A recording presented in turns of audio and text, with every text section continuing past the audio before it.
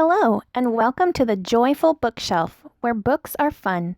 Subscribe for new books read aloud every week.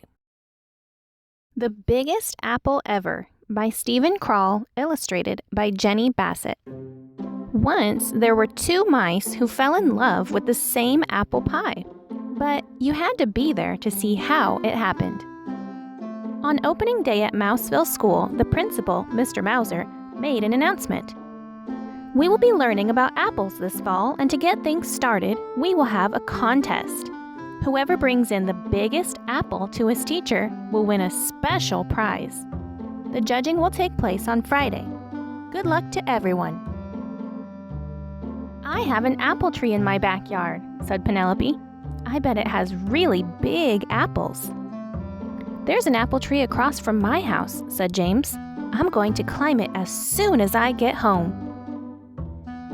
I don't have any apple trees, said Clayton, the house mouse, but I'm going to find Mrs. Mousley the biggest apple ever. No, you're not, said his friend Desmond, the field mouse. I am. Oh, yeah, said Clayton. Yeah, said Desmond. All the way home on the school bus, Clayton and Desmond talked about the contest. Maybe I could grow an apple tree with really big apples, said Clayton. It takes too long, said Desmond. I heard Mrs. Mousley say 6 years. I'll think of something, said Clayton. So will I, said Desmond. When Clayton got off the bus, he sneaked back into town to see what Penelope and James were up to. Penelope had come down from her tree. She was carrying 2 tiny apples. James was still up in the tree across the street. He was picking very small apples. Clayton knew he'd seen bigger ones at the market. When Desmond came by a little later, he realized the same thing. The next day at school, Penelope and James brought in their tiny apples. No one else had brought in anything. Mrs. Mousley cleared her throat. Class, we have a lot of work to start this year.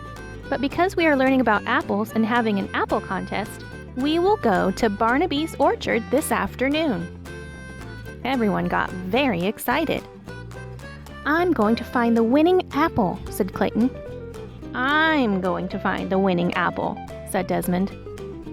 At the orchard, Mrs. Mousley pointed out the different kinds of apples. Then everyone disappeared into the trees looking for a winner.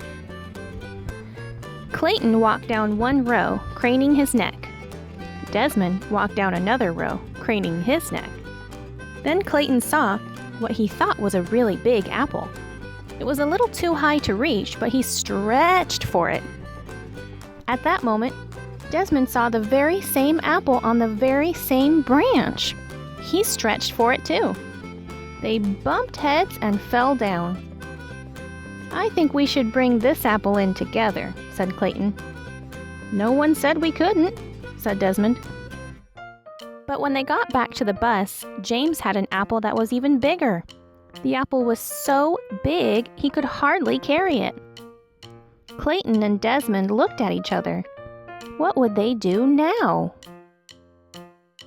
That night at dinner, Clayton explained the problem to his dad. Said Dad. Apples don't come in too many sizes. Do you think you'll find a bigger one? I don't know, said Clayton. Then maybe James will win the prize this time. It's okay if he does.